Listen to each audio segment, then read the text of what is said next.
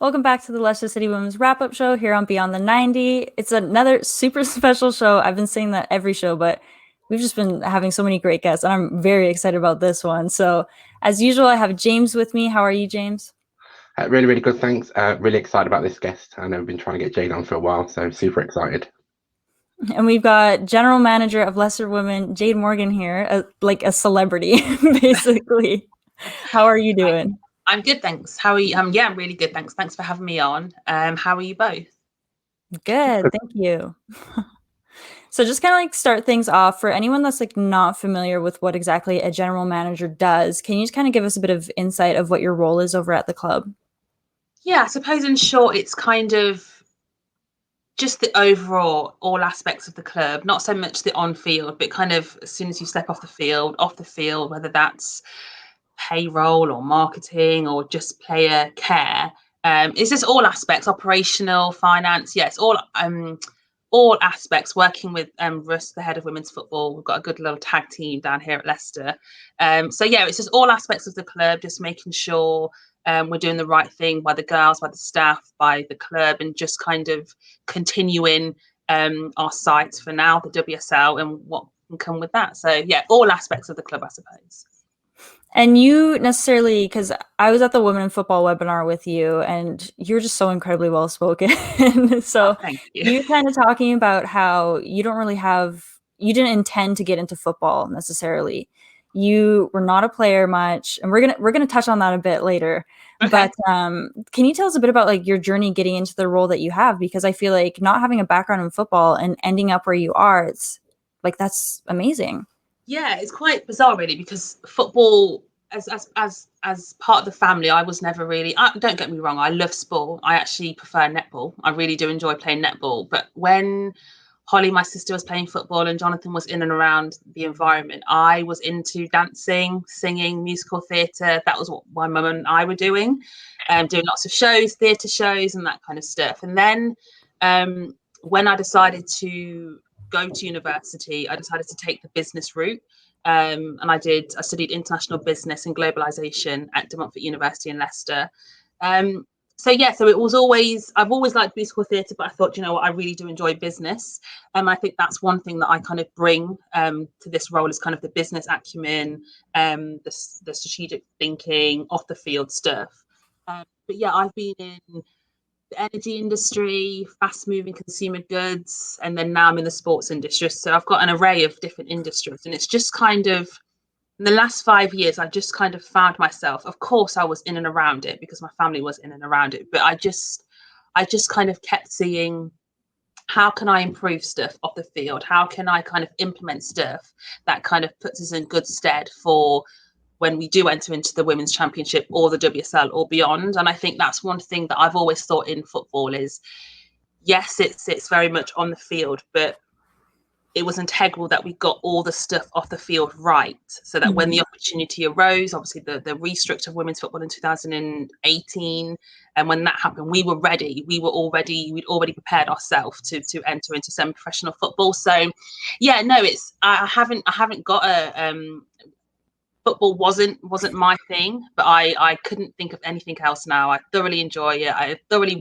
love watching the game. So it doesn't matter what age you are, where you are in your career. To make a change into industry, it can happen if you just take the time out. Now I'm back at university now doing an MBA in football industries. Hope to finish that in September. So I think at any stage of your life or your career, you can make different moves, and you just got to find the passion in it. And I found the passion in football. That's completely amazing. And when we spoke to Jonathan, he was telling us about when Leicester first formed, about playing in car parks, practicing in car parks, and to go from that to where we are today. That must be a huge achievement for you and the team around how far you've actually come. Yeah, absolutely. And I think that's one thing that's I really like reflecting back is yes, obviously we've been acquired by Leicester City in August last year, and it was a fantastic integration, really seamless, and it's been going on way before the integration actually happened. But just to kind of understand, yes, we're in a very fortunate position right now with we have had investment, whether that's through financially time or just resource. But it is good to look how far we've come, and we've really been through a journey. It hasn't always been fantastic. There's been some hard times through the journey, but I think it makes you kind of feel it more. And I don't know, just kind of be thankful for where we are today because of where we have been. So I wouldn't change anything, even the hard times. I wouldn't change anything. I can appreciate getting to the WSL, reaching here, and I can really appreciate it a lot more. That's it. Sorry, I lost connection for a second there, so everything was catching up. But I was probably just like sitting there. Just kind of going back on that whole car park thing. I mentioned, it's 2:30 in the morning. I'm catching up on my speech too. In the article, Jonathan mentioned how you also would come in as a sub at times because you only had 12 players. Yeah. And reading that, I was like, oh, well, that's interesting considering you didn't have a background in football. So did you ever have like a moment if you came on as a sub that you're like, maybe I should like change career paths and pursue this? Look, I love sport, and when I was at school, I was a very sporty person. I was always part of all the sports teams. I mean, I can honestly say, like, I back myself in anything that I do. You got to. If you don't back yourself, who's going to back you? Do you know what I mean? But yeah, no, I do. I really do enjoy football. I used to be a striker, play down the wing, but I just know it. I know my limits. You know what I mean? I know what I can get to. I helped out the team, scored a few goals. It's funny because on our fridge, we've got like a TV on our fridge, and there was a picture of Jonathan and I, me playing and him like managing me. And it's funny because whilst Jonathan and Holly have their relationship in football, Jonathan and I we've equally had a relationship through football, whether that's player manager and now becoming general manager and first team. So yeah, it's been nice to see that journey. But yeah, I do enjoy football, but you got to know your limits, you know? Yeah, that's me too. You will not see me running around, but I will happily do anything else. Yeah, exactly. Yeah. So you've been at the club for quite some time, and like we discussed, you've seen all of that growth and all of that change. And you mentioned Leicester being professionalized, enjoying Leicester City as a whole. Yeah. On the show, we always mention how like that's such a huge statement to women's football. Like what happened this season just shows what support does, like whether it's financial or just like knowing that you have support from your club. Yeah. It really pushes the women's game. So we always say like Leicester is a perfect example of what this does for women's football. So what are your thoughts there on like moving forward with the game in general? Like where do you think the women's game is going to go from here? Absolutely, and I think it just shows Leicester's intent. Obviously, the investment that they've put into it. I'm now sat in Beaver Drive, which is just a women's only facility, it's just next to nothing. You don't. It's like obviously what Jonathan was saying, putting lights and a meter to train, just all that what we've had to do. It's nice that we're sat here now. But in terms of the women's game, I think it's only going to grow. Obviously, we're now going to be successful in going to the WSL and benefiting from the new broadcast deal, which is exciting. The popularity, the interest, the following is dramatically growing. In terms of, we're doing a piece at the moment looking at our target market, who our demographic is, and it's far reaching. You couldn't just pinpoint one fan who really enjoys the women's game, which is great to see. Of course, our games will be televised more, so more eyes watching the game. But I also think the product of the game is really competitive now, and the competitive balance is getting there, and it's a great product. But equally, one of the, I suppose, unique selling points in women's football is having that match day experience when you come to the ground and you get more than just a game, whether that's, I don't know, watching sister clubs come and do halftime activities or penalty shootouts or buying, I don't know, whatever it could be. It's just you can really build on your match day experience. So, you know, when you're on a trail and then you lose what the question was, what was the start of the question that you asked, Hannah? That's me asking questions, so I also don't remember the start of the question. No, I know what you said, where women's football is going to go. But yeah, I think that there's nothing stopping it. It's more than just playing football. We're doing a lot of work here on Leicester in terms of equality, social and diversity, just kind of, there is a social movement in football, and we want to be at the forefront of that conversation. We want to be pioneering and just kind of helping change that landscape positively. So I don't think anything's stopping it. There's a lot more buying from different clubs around the UK, and internationally. So yeah, there's nothing stopping it. There's lots of opportunities coming, and I'm just excited to go on the journey, I suppose. There's definitely lots of pioneering, and I think it's very safe to say that you are definitely a pioneer because you have been a huge advocate. I've been following everything you've been doing. I'm like, wow, like for like a general manager of like Leicester, like Leicester is not a side that's brought into conversation a lot, but you're doing so much and you're being brought up so much. So it's incredible. Like obviously the women's game is growing, and you have to give yourself credit there for that because you've just been doing amazing work. Yeah, thank you, and I thank you for saying that. I think there is a lot of work behind the scenes that does go on. Yes, we are quite a quiet club. We just get on with things, and I think one of the things that I've always wanted to do is when we do talk about stuff that we can also deliver it as well. So there's lots to come. There's lots of thinking. There's lots of collaboration. As I said, equality, social inclusion, and diversity is really hot on the topic for the women's team. So yeah, there's lots going on, but one of the things that we just want to be able to do is talk about it, but also be able to deliver it and see change as well. I think that's really important. That's one of my ethos, is to be able to see it. Do you know what I mean? Mm-hmm. Exactly. Yeah. I'll hand it over to James. I can see him getting ready. I think your journey's been brilliant. And we were talking to Matt Piper recently around the pandemic and how it's affected his academy with getting girls into his academy. So kind of, you got any advice for girls out there? Because when I was growing up, everyone wanted to play for Leicester City, but I see the new generation around, all the girls saying, I want to be the next Natasha Flynn. I want to play for Leicester City. So kind of, what advice would you give to the younger generation of getting into that? My advice would be just to always believe in yourself. Be fearless. You cannot be fearless if you're a fearless person. If you're in and around Leicester, a fearless fox. Always believe in yourself. Just always continue to go the extra mile in your studies, in your technical ability, whatever it could be. Just to continue going the extra mile to push for that dream.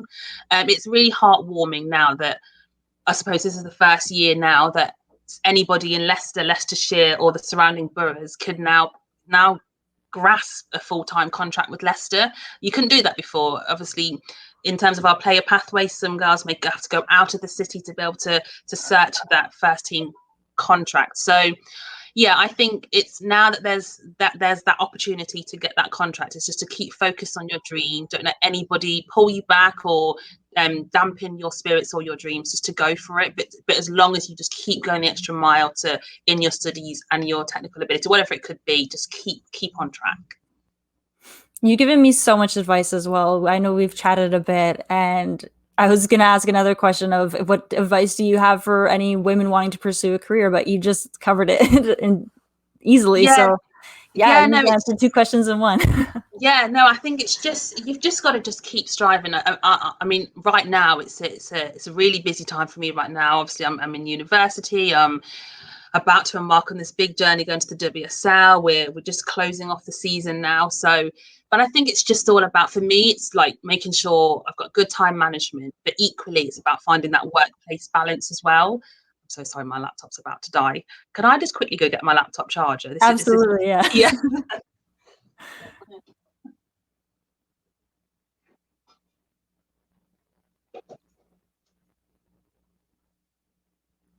We need like the Jeopardy music. That'd be perfect. I'm so sorry about that. No, that's okay. But yeah, I'd rather you do that than it die.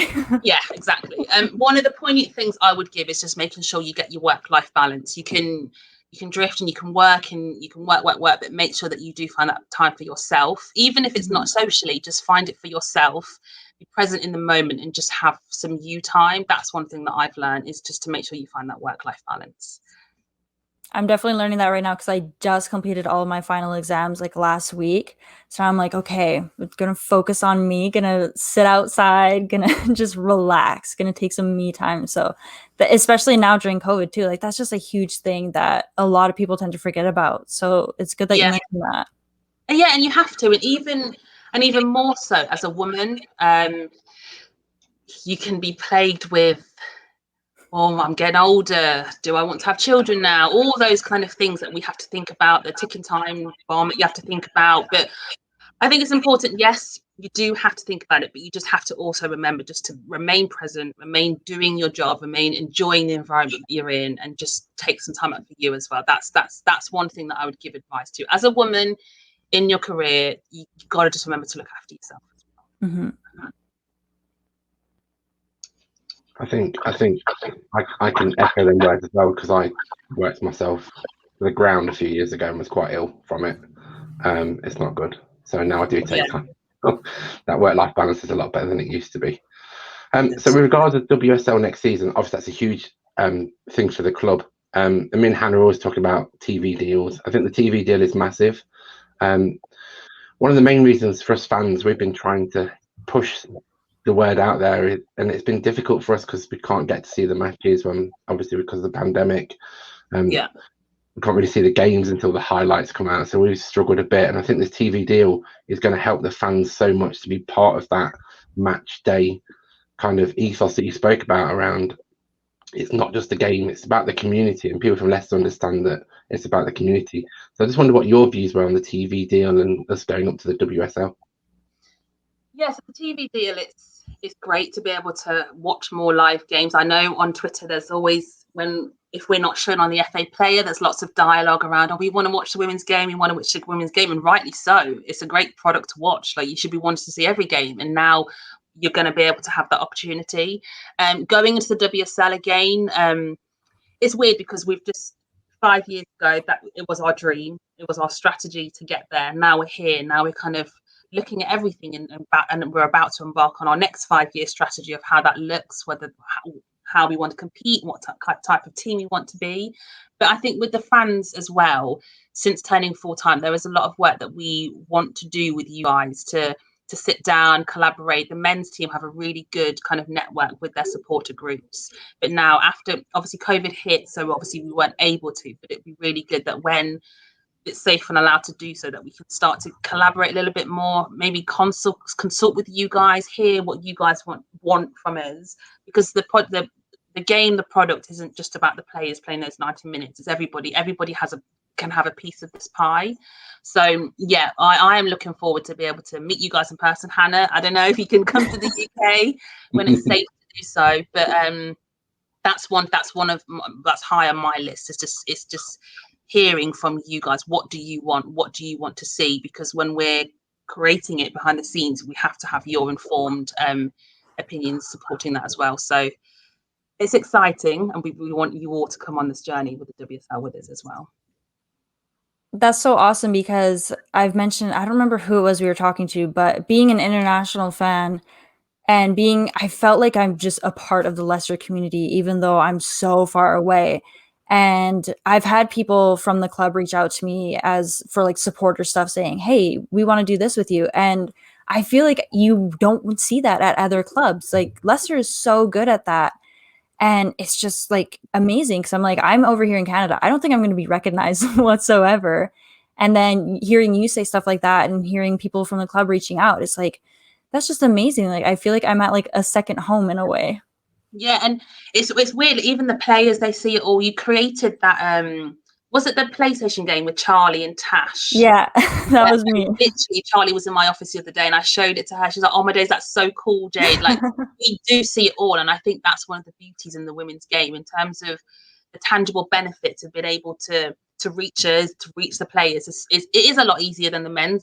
Let's call spade a spade. It is, and that's one of the things and the uniqueness of the women's game that you don't want to lose. You don't want to be able to lose the interaction with the fans and how easy and accessible it is. So that's one thing that we're not looking to lose anytime soon. In actual fact, wanting to grow it, wanting to better it. Absolutely. And even for me personally, like, I've seen it grow so much this year. Like, just on Twitter alone, I'm like, oh my goodness, like the numbers are just going up. Like, you saw the followers going up, and I was like, this is so great to see. And it's just really nice that you guys see it too. So yeah, it's nice definitely. that you guys are getting that support. I think since the acquisition to January this year, I think across all of our social media platforms, we went up like 88%. So there's so much more following, so much more people wanting to know about the women's team. So for now, it's for us now to be able to give you guys more content, more player insight, whatever it could be. We're looking to do it, and we're looking to give you guys everything. That's absolutely amazing to hear. And we're going to have to touch on this subject at some point. Champions of the Championship, obviously a huge achievement. How did it feel to you, Jade, and how did you celebrate? Obviously, we're all called COVID safe. It's been quite difficult, but no, that's wrong to say. It's not difficult at all because there's a bigger thing here, COVID, the pandemic. So we've been respectful of COVID, and just, yes, when the whistle blew, obviously you saw all the images and the videos of the girls celebrating, and there was like champagne sprayed on the pitch. We had a little whilst we were still together, again, the girls were getting changed. We had a little pizza just to kind of be together, but then the girls all went home, and then it was just literally focus on to the next match. So obviously we've got Charlton this weekend, so we'll be lifting the trophy, so that'll be another celebration. But I think for us, it's just now focusing on when it is safe to do so, when there is the appropriate time to really have a good celebration. I mean, I was that game when we were watching London City, I was because I drive the kit van sometimes. Like I was like, we're packing down corn, packing everything away, just making sure, because it's still a match day. Do you know what I mean? It's business as usual. So yeah, we had our moments, and obviously we're at Beaver Drive, so we can still be together and still celebrate the moment. But it's focusing back on the league, back on the FA Cup. But when it is safe to do so, then I'm sure the girls will go wild. It must feel so surreal too. Like, I know I'm the type of person where it's like things don't hit me until like it's after the fact or as it's happening. So it just must still feel like, I mean, you get to wake up every morning being like, yeah, we won the league. Like that's crazy. Yeah, it's weird because I did cry when it happened. I cried. I think all my emotions just came out of all the work throughout the years. But when the final whistle went, I think myself and Michael, our assistant manager, were just kind of like sat in the dugout, like, wow, like we've really done it. He even remembers like when he first joined, he was told that his mission was to get to the Super League, and he's done it. He, like, all the hard work he's had to go through with Jonathan, like, because they've been a tag team forever. They've been assistant manager and manager forever. But it's just kind of like, wow, like we've actually done this. But then even more so, it was like, wow, we have such a huge journey ahead of us and so much planning to do and so much work to do, which is exciting. But it was like, okay, we've actually done this now. So we actually now have to operate in the WSL. But it's funny because when Leicester acquired us, their first port of business is what they turned the team full time. So we have been operating as a full time in readiness again for WSL. So one of our good things is we do see a lot of long-term forward looking.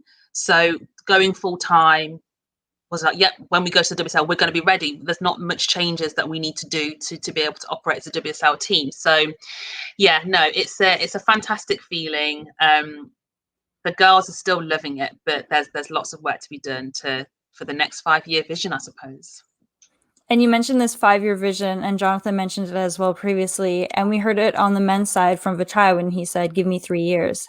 So going forward, obviously winning the WSL would be huge. But do you have any other goals? Like, obviously you have other goals, but what are other goals that you have implemented moving forward?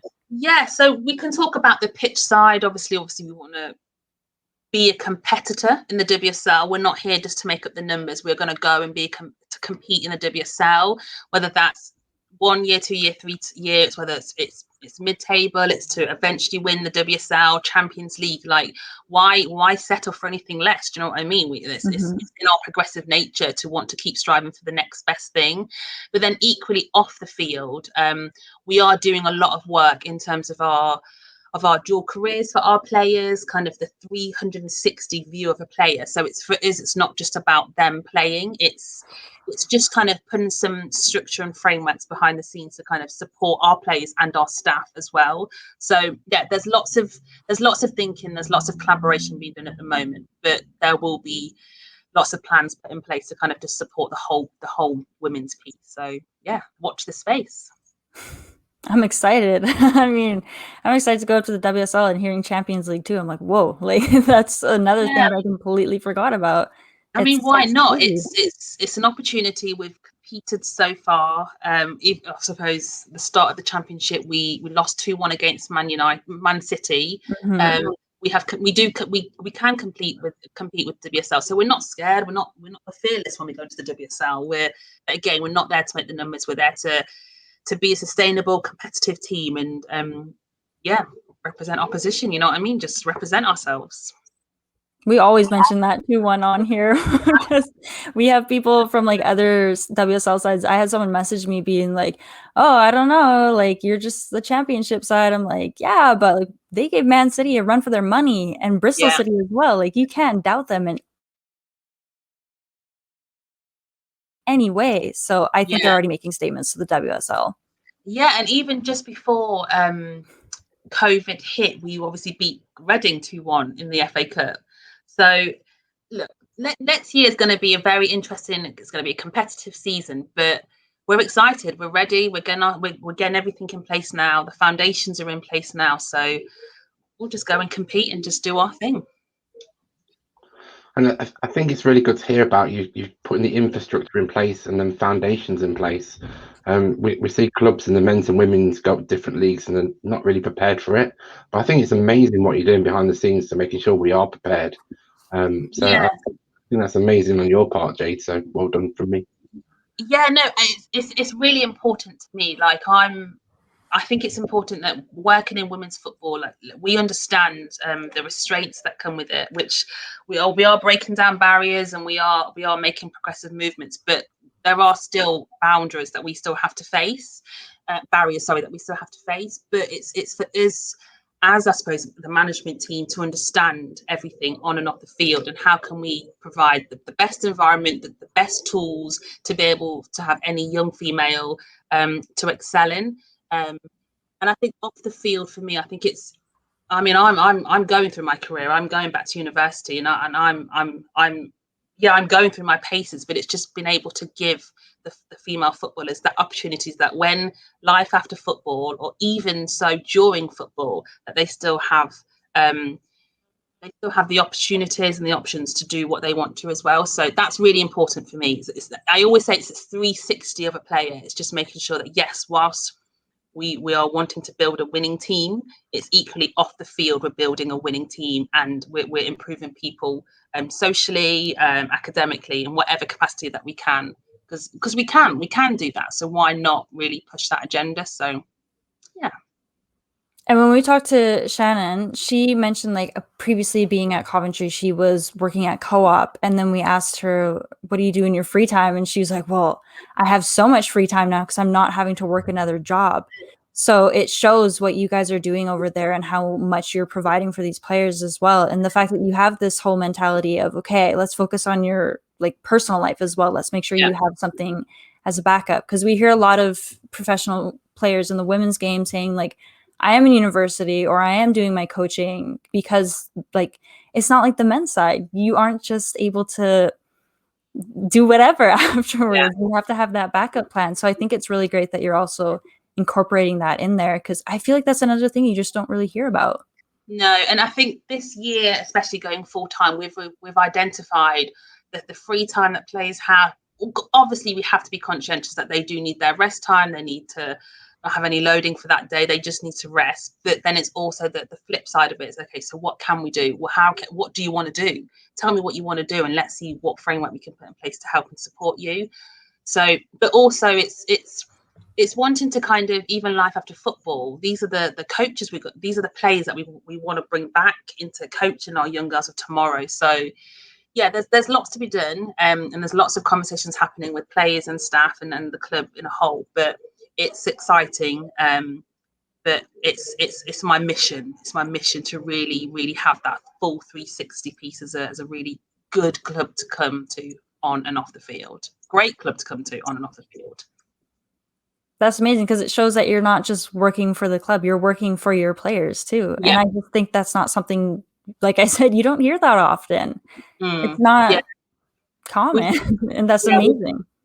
As part of our strategy, as the 4 pillars, that one of them is like be the best you can be, and that's one thing that I'm leading up right now, and we really do want to just bring that into fruition.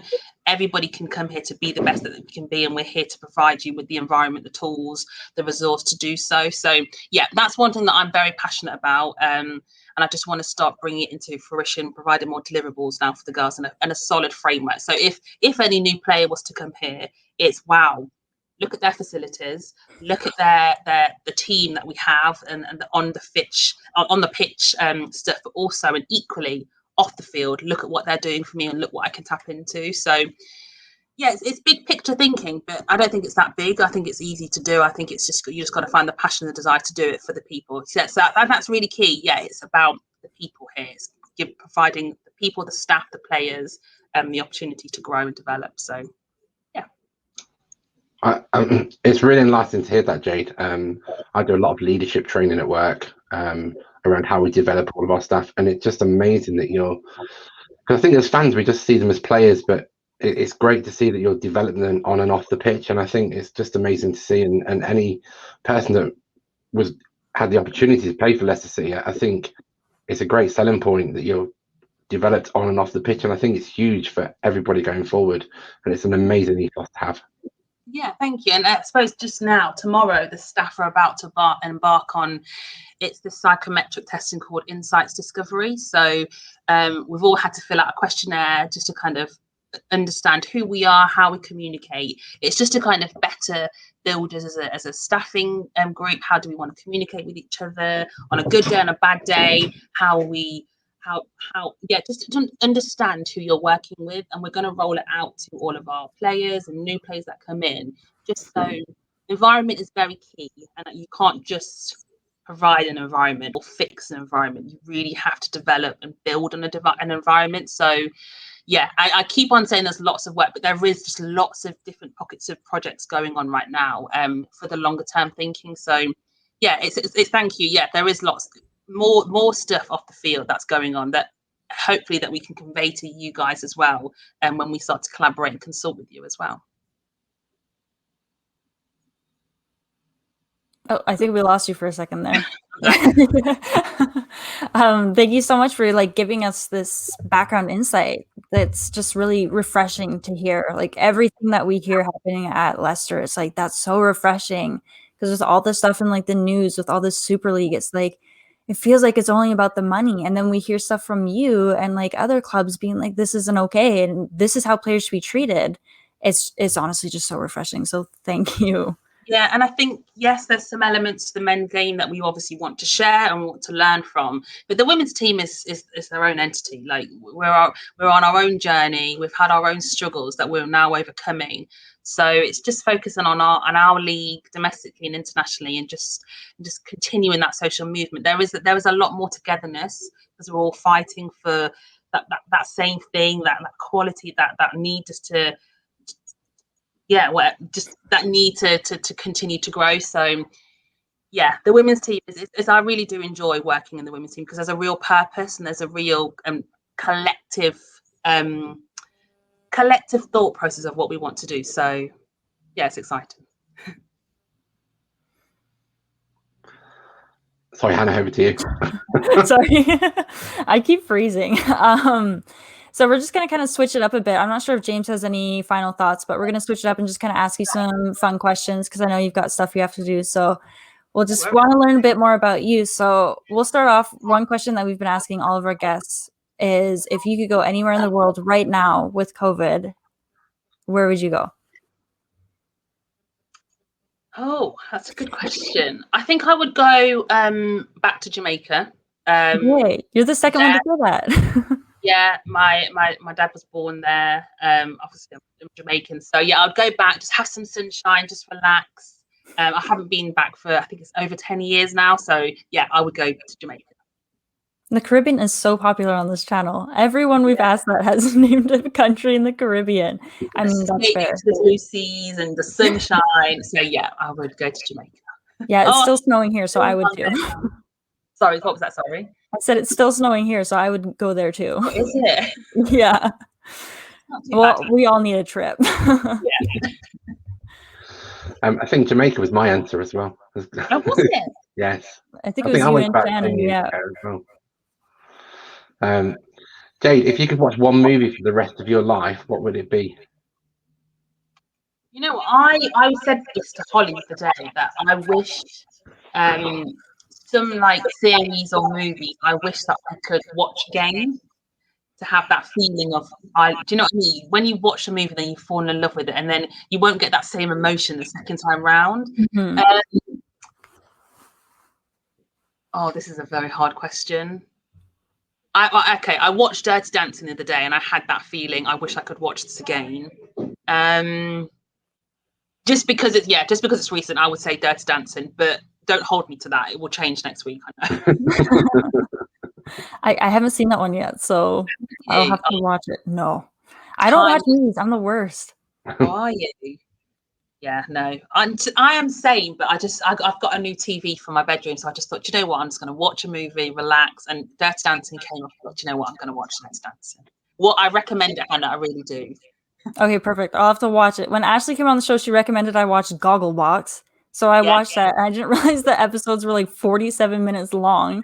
And there's like 17 seasons. I was like, oh my goodness, I'll watch a couple, but I can't watch all these seasons. So I stuck to that promise. I'll stick to yours. I'll watch Dirty Dancing for you. Oh, thank you.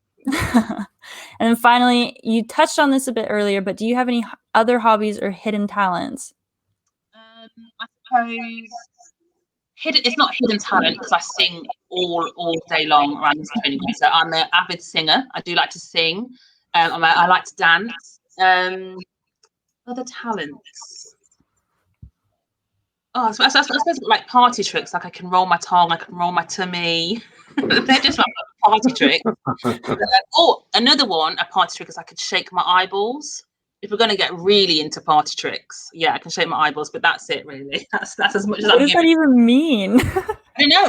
When I was at school, when I was in primary school, I just discovered I could do it, and then that just became my party trick. But I can't expose myself anymore, so that's all I'm going to give you. Isn't it weird how we can like discover these things about ourselves? Like, how do people realize they're double jointed? Yeah, exactly. Yeah. What are we doing? Like, it's just so weird. Do you play any instruments? Yes, I play the piano and I can play the flute. So I actually do need to get back into playing the piano. Holly's wanting us to buy a piano so we can get back into it. So we were. Yeah, played the piano, played the flute. Holly played the electric guitar. Jonathan played the saxophone.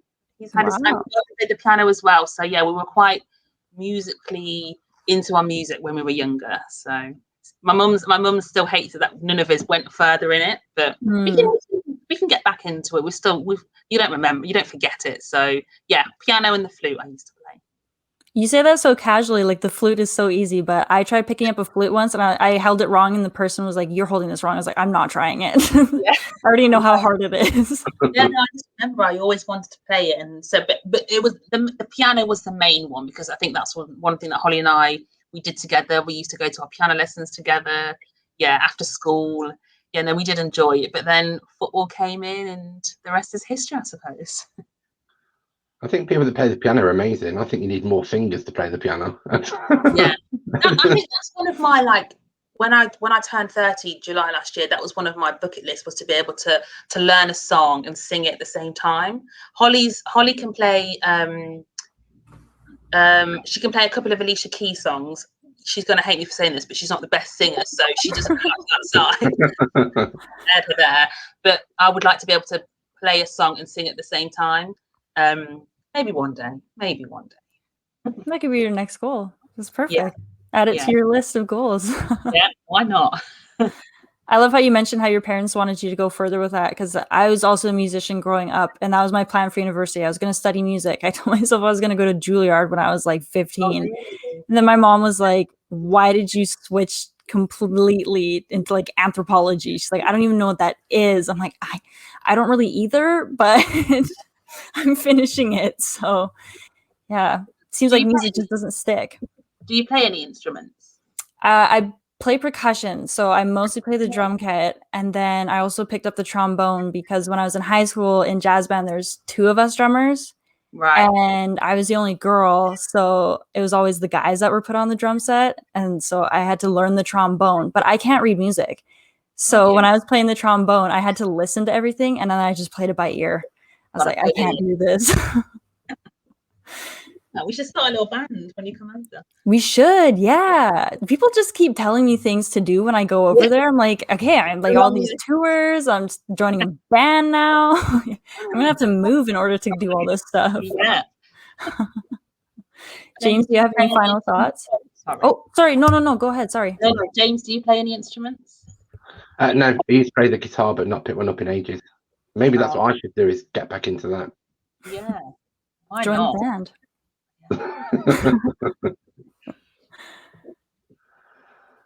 So no, final thoughts, just thanks for coming on, Jade. It's been amazing and really insightful for me. I've really enjoyed doing this. And it's great to hear what you're doing on the field and off the field. I think it's amazing. Yeah, no, thank you again for having me. And I really do. I will reach out to you guys in the next few weeks, just kind of like from a supporter's point of view. We've got some thinking what we want to do. So I'll definitely be in touch and we can just get the ball rolling. Excuse the pun. I always say that. We love a pun on here. Yeah, thank you so much for having me.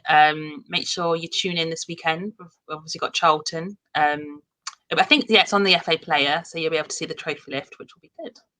Perfect. We were wondering about that earlier before you came on. We're like, is it being shown? Because it hasn't been announced yet, I don't think. So we're worried. It will be shown on the FA Player. I spoke to the FA the other day. They were like, we can't miss the trophy lift. So yeah, it will definitely be on the FA Player. Awesome.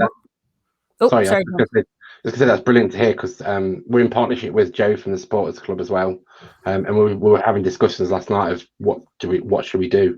So that kind of feeds into our plans. We're going to do a live stream, so the fans can get together and celebrate together. So that's really great to do. Definitely, it's exciting, and we'll get Joe's flags. We'll get them put up so you can see them on the live stream. So you guys are partnered, haven't you? Yes. Yeah. So that's really exciting. Yeah, we've got lots of plans. We're just kind of waiting to meet to talk about the plans. And because I know that me and Joe were talking about, should we scale the stadium on Sunday just so we can watch the trophy lift? We were going to do it from the comfort of our own homes. So we've got quite a few plans for next year. It's about going to games, going to away games. We're just quite excited about next year and what we can bring to the local communities, as well as people like Hannha in Canada and the international ones, because there's quite a few international people watch us as well. And we have quite a lot of the North American foxes on our show as well, who watch it from abroad as well. So I think we've got lots of great things planned, and it's great to see the club's going to help us with that as well. Yeah, no, definitely, 100%. It's on my list of things that we need to talk about and engage with you guys. So watch. Yeah, so our conversation is coming, definitely, and we can get the ball rolling before the WSL for a good journey in the WSL. Thank you so much for including us in all of this, because you could have easily just left us out, but thank you. That means the world. No, not at all. Like I do like seeing you guys, what you post on Twitter. Like I follow you all. Like you're like the 12th man. Do you know what I mean? You're out there shouting out from the rooftop, supporting us and being like our biggest ally. So it's of course, of course we want to get you guys involved and listen to you guys and hear what you guys want, so we can work together. So yeah, absolutely. And I think that's the beauty of like social media, is that it's brought us together now. I know, Hannah, we've had many conversations, so there's a blank canvas here of how far we can take this and how far we can grow together. So yeah, so definitely get you guys involved, listen to you guys, and yeah, let's go on the journey together. I'm excited for this journey, and thank you so much for coming on and taking the time to chat with us and giving us so many different perspectives. It was so great catching up with you. Just thank you. No worries at all. But yeah, take care, and I'm sure I'll see you guys soon. Yeah, absolutely. Thanks. Cool. Thanks, guys.